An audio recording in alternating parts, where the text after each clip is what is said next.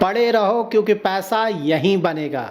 आज Indian stock markets का performance तो बहुत अच्छा रहा है। सुबह देखते तो बिल्कुल भी परफॉर्मेंस नहीं था, खासकर लार्ज कैप्स का हालात बिल्कुल ख़राब था। इनफैक्ट काफ़ी देर तक लार्ज कैप्स में कोई परफॉर्मेंस नहीं था, बट क्लोजिंग के आसपास आते आते तक मार्केट का परफॉर्मेंस बहुत अच्छा हो गया। मेरा भी स्टॉक पोर्टफोलियो का आज परफॉर्मेंस बहुत अच्छा रहा है और उम्मीद करता हूँ कि आप सभी के स्टॉक पोर्टफोलियो का परफॉर्मेंस आज अच्छा रहा होगा। तो जानने की कोशिश करेंगे इस वीडियो में कि मार्केट में क्या चल रहा है। अभी अचानक ये ऊपर क्यों, कि ज़्यादातर तो देखेंगे नेगेटिव न्यूज़ ही है। ट्रंप ने तो फिर से धमकी दे दिया, ट्रंप अंकल ने, ठीक है। तो ऐसा क्या हो गया भाई, क्यों मार्केट ऊपर चला गया, क्या प्रॉब्लम ख़त्म हो गया? इसके बाद नियर फ्यूचर में क्या और भी इन्वेस्टमेंट अपॉर्चुनिटीज़ आने वाला है? इन्वेस्टमेंट अपॉर्चुनिटी आने वाला मतलब कि और भी क्या गिर सकता है नियर फ्यूचर में, ठीक है। मैं बहुत बात की बात नहीं बोल रहा हूँ, बिल्कुल 1 2 3 4 दिन की बात बोल रहा हूँ, इसी वीक में, क्योंकि जब गिरेगा तभी तो आप इन्वेस्टमेंट करेंगे। और उसके बाद मैंने बताया था ना फंडामेंटल्स के बारे में, मैं आप लोगों को इस महीने बताने जा रहा हूँ, ठीक है। तो फंडामेंटल में सबसे पहले मैं बॉन्ड मार्केट को कवर कर रहा हूँ। बॉन्ड मार्केट में US 10 ईयर G-Sec ये बहुत इम्पॉर्टेंट है। अगर आप सही में इक्विटी मार्केट को समझना चाहते हैं कि ये काम कैसे करता है, तो उसके लिए आपको US G-Sec मार्केट का अच्छा जानकारी होना ही चाहिए। US का जो G-Sec है उसका असर वर्ल्ड के जितने भी एसेट्स हैं सारे एसेट क्लास पे पड़ता है, ठीक है। बॉन्ड मार्केट पे तो पड़ेगा ही, इक्विटी मार्केट पे पड़ेगा, रियल एस्टेट पे पड़ेगा, कमोडिटीज़ पे पड़ेगा, करेंसी पे पड़ेगा और ऑफ कोर्स क्रिप्टोस पे भी पड़ेगा। तो हमें बिल्कुल जानना चाहिए कि भाई ये ऊपर जाएगा तो क्या होगा और नीचे जाएगा तो क्या होगा। तो इसको मैं डिटेल में कवर करने जा रहा हूँ, तो पूरा वीडियो देखें, अच्छी तरह से समझे। पसंद आए तो लाइक और शेयर जरूर करें। पहली बार हमारे यूट्यूब चैनल पर आ रहे हैं तो चैनल को जरूर सब्सक्राइब करें और हाइप जरूर करें।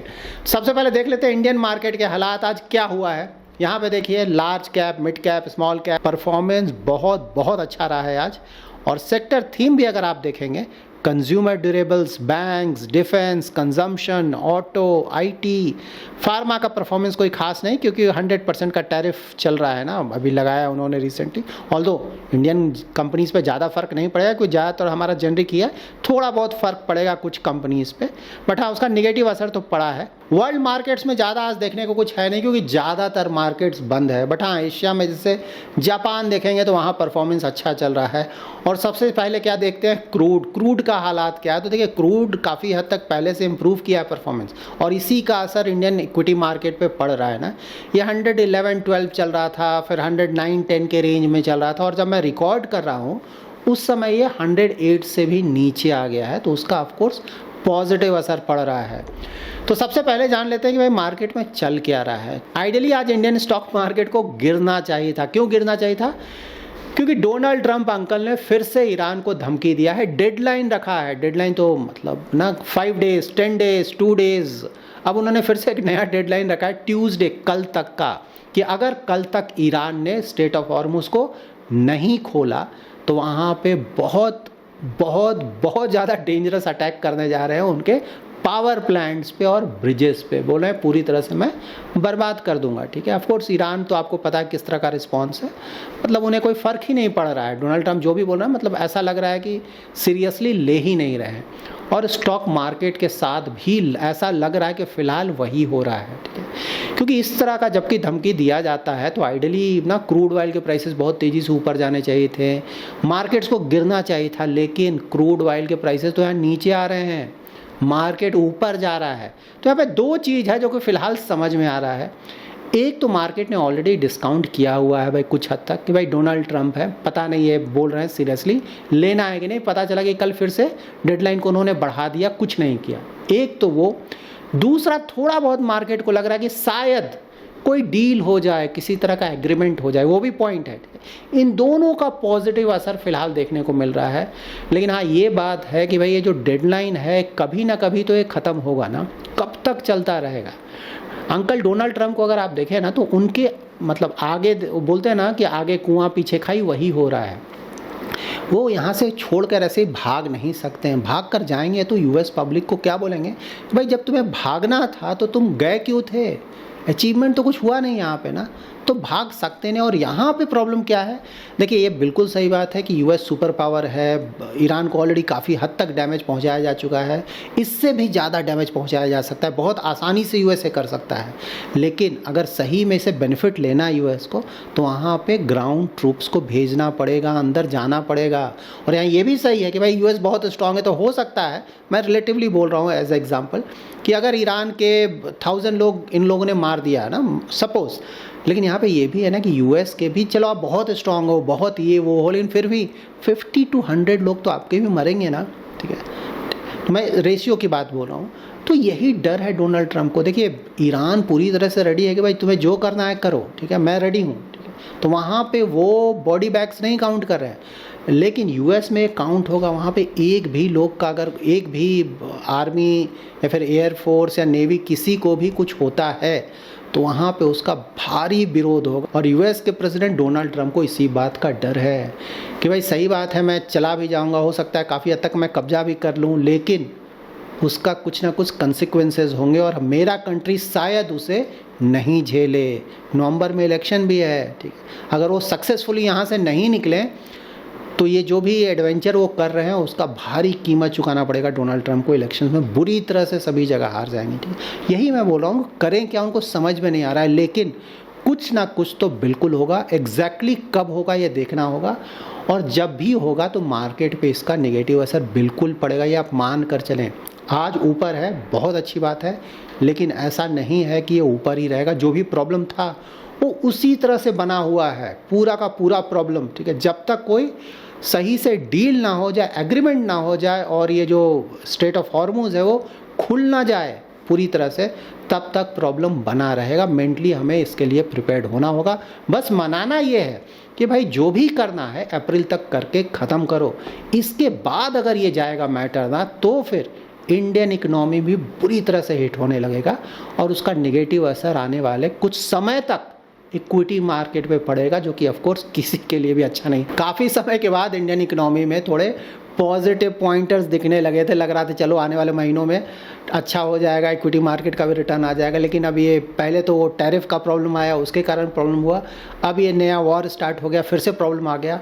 बस मनाना ही कि लंबा ना खींचे, आने वाले कुछ दिनों में कुछ ना कुछ मामला सेटल हो जाए। लेकिन हाँ, ये बात बिल्कुल सही है कि इन्वेस्टमेंट करने का मौका मिलेगा। अगर किसी के पास पैसा है, थोड़ा बहुत होता है ना कि भाई ज़्यादातर इन्वेस्टेड, जैसे मैं ज़्यादातर इन्वेस्टेड हूँ, लेकिन थोड़ा बहुत पैसा है मेरे पास, तो अगर कहीं बीच में गिरता है आने वाले दिनों में, सो इन्वेस्टमेंट करने का अच्छा अपॉर्चुनिटी होगा अगर आप लॉन्ग टर्म इन्वेस्टर हैं, ठीक है। शॉर्ट टर्म के लिए तो हम लोग बात ही नहीं करते हैं इस यूट्यूब चैनल पे।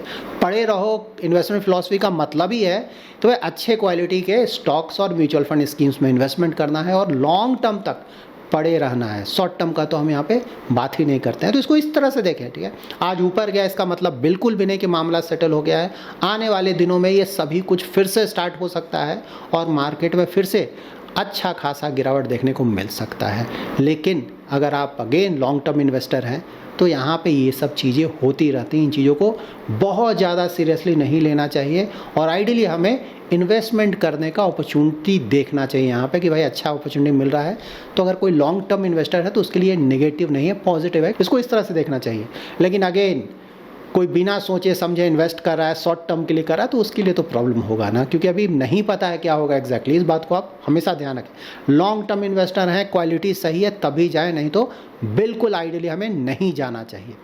अब देखिए बहुत इंपॉर्टेंट चीज़ ना, इक्विटी में अगर आप इन्वेस्ट करें, किसी भी एसेट क्लास में आप इन्वेस्टमेंट करने जा रहे हैं, तो आइडियली आपको बॉन्ड मार्केट का थोड़ा बहुत आइडिया होना ही चाहिए। जब तक आप बॉन्ड मार्केट को कुछ हद तक नहीं समझते हैं, तब तक आइडियली आप किसी भी एसेट क्लास को अच्छी तरह से नहीं समझ सकते। और बॉन्ड मार्केट में भी आपको यूएस का बॉन्ड मार्केट थोड़ा समझना होगा। वहाँ भी 10 ईयर जीसे का मूवमेंट अगर आप थोड़ा समझने लगेंगे ना, तो ज़्यादातर एसेट क्लासेस का मूवमेंट जो है आप काफ़ी हद तक, पूरी तरह से तो नहीं, मैं ये नहीं बोला हूँ पूरी तरह से उस पर ही डिपेंडेंट है, लेकिन काफ़ी हद तक हमें उससे समझने में मदद मिलता है कि भाई दूसरे एसेट क्लास का परफॉर्मेंस कैसा चल रहा है।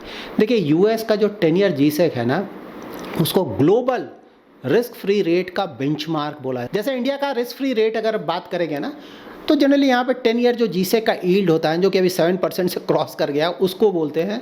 उसी तरह से वर्ल्ड का अगर आपसे पूछा जा रहा है कि भाई रिस्क फ्री रेट बेंचमार्क किसको लेंगे, तो यूएस का लेंगे, यूएस का 10 ईयर जीसेक, क्योंकि उसे सबसे ज़्यादा सेफ माना जाता है जीसेक्स में पूरे वर्ल्ड में। क्रेडिट रेटिंग भी है और ऑफकोर्स उसका इकोनॉमी सबसे बड़ा, इक्विटी मार्केट सबसे बड़ा, बॉन्ड मार्केट सबसे बड़ा, जीडीपी सबसे ज़्यादा, ज़्यादातर पैरामीटर्स में यूएस जो दूसरी कंट्रीज़ है उससे बहुत ज़्यादा आगे है। और इसका असर सभी चीज़ पे पड़ता है, जितने में इन्वेस्टमेंट वाले प्रोडक्ट्स हैं सभी पे डायरेक्टली या फिर इनडायरेक्टली फ़र्क पड़ता है। इससे वर्ल्ड में जो बोरोइंग रेट है ना कि भाई किस रेट पे लोन मिलेगा उस पर फ़र्क पड़ता है, डिस्काउंट रेट्स पे फ़र्क पड़ता है। जब भी हम डिस्काउंटेड कैश फ्लोज किसी भी स्टॉक का वैल्यूएशन निकालते हैं ना तो वहाँ पे डिस्काउंट रेट लेते हैं, तो उस पर भी इसका असर पड़ता है। किसी भी कंट्री का डिस्काउंट रेट इसका उस पर असर पड़ता है, क्योंकि ये जो 10 ईयर जीसेक है यूएस का ना उस पर दूसरे कंट्रीज़ में जो इंटरेस्ट रेट है उस पर फ़र्क पड़ता है इसका, ठीक है। और साथ ही कैपिटल फ्लोज कि भाई इंडिया में पैसा बाहर से आएगा नहीं आएगा, इस पे भी बहुत फ़र्क पड़ता है। आगे मैं इसको समझाता हूँ, आपको समझ में आएगा। देखिए यहाँ पे ध्यान में ये रखना है ना कि ऊपर जा रहा है या नीचे जा रहा है। ऊपर जा रहा है तो क्या असर पड़ेगा और नीचे जा रहा है तो क्या असर पड़ेगा। जब भी आप बॉन्ड मार्केट या डेट मार्केट का बात करें तो हमेशा ध्यान में रखें कि जो बॉन्ड का प्राइस है और जो यील्ड है, इंटरेस्ट रेट, वो दोनों इन्वर्सली प्रोपोर्शनल होता है। जब भी बॉन्ड यील्ड्स ऊपर जाते हैं तो वो डेट के लिए निगेटिव होता है। मैंने बार बार आप लोग को ये सब समझाया है ना। तो हमेशा ध्यान में रखें कि जब बॉन्ड यील्ड्स ऊपर जाने लगे ना, मतलब इंटरेस्ट रेट जब ऊपर जाने का हो, तो वहाँ पे आपको लॉन्ग ड्यूरेशन वाले बॉन्ड्स में बिल्कुल इन्वेस्ट नहीं करना। वहाँ पे कैपिटल लॉस हो सकता है। वहाँ पे आपको हमेशा शॉर्ट ड्यूरेशन वाले बॉन्ड्स में इन्वेस्ट करना है या फिर वैसे डेट म्यूचुअल फंड में इन्वेस्ट करना है जिसका ड्यूरेशन बहुत शॉर्ट टर्म का है, ठीक है। और ये उल्टा है, जब बॉन्ड यील्ड नीचे आने लगे, ठीक है, इंटरेस्ट रेट नीचे आने लगे, तब डेट में इन्वेस्टमेंट करने का परफेक्ट समय है। वहाँ पे आप लॉन्ग ड्यूरेशन वाले के लिए जाए, वहाँ पे रिटर्न बहुत बढ़कर आएगा।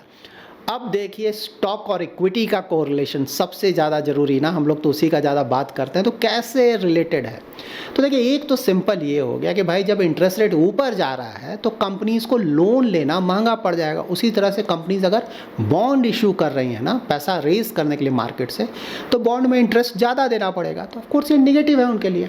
तो ये तो सिंपल है कि भाई जब इंटरेस्ट रेट ऊपर जाएगा तो ज़्यादातर कंपनीज़ के लिए वो निगेटिव होता है। और साथ ही जो मैंने डिस्काउंट रेट के बारे में बताया ना, DCF, discounted cash flow method से जब भी आप किसी भी कंपनी का इंट्रिंसिक वैल्यू कैलकुलेट करते हैं तो वहाँ पे डिस्काउंट रेट यही रेट होता है। तो जब भी इंटरेस्ट रेट हाई हो तो वहाँ पे डिस्काउंट रेट ऊपर जाएगा। तो डिस्काउंट रेट जब ज़्यादा होगा तो जो वैल्यूएशंस होगा वो काफ़ी बढ़कर आएगा, इसीलिए वो नेगेटिव होता है इक्विटी मार्केट के लिए, और खासकर वैसे स्टॉक्स के लिए जिनका पी रेशियो ज़्यादा होता है, ग्रोथ स्टॉक्स, ठीक है।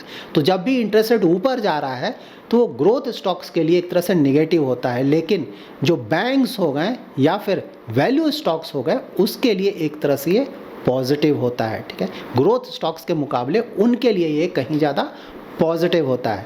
तो ये दो चीज़ है जो कि इक्विटी में आपको ध्यान में रखना है। नाउ जान लेते हैं कि बॉन्ड यील्ड्स का रियल एस्टेट पे क्या फ़र्क पड़ता है। तो ये तो सिंपल है ना कि भाई जब इंटरेस्ट रेट ज़्यादा होगा तो वहाँ पे जैसे आपको घर खरीदना है ना, तो इंटरेस्ट रेट ज़्यादा है तो कम आप जाएंगे ना लोन लेने के लिए। लोन लेने के लिए कम जाएंगे तो आप घर कम खरीदेंगे, क्योंकि ज़्यादातर लोग तो लोन लेकर ही घर खरीदते हैं, क्योंकि वहाँ पर जो कॉस्टिंग है बहुत ज़्यादा होता है। तो जब भी इंटरेस्ट रेट ज़्यादा होगा तो आइडियली वो रियल एस्टेट के लिए नेगेटिव होगा, लेकिन वही जब इंटरेस्ट रेट कम होने लगेगा तो रियल एस्टेट के लिए बहुत बड़ा पॉजिटिव होगा।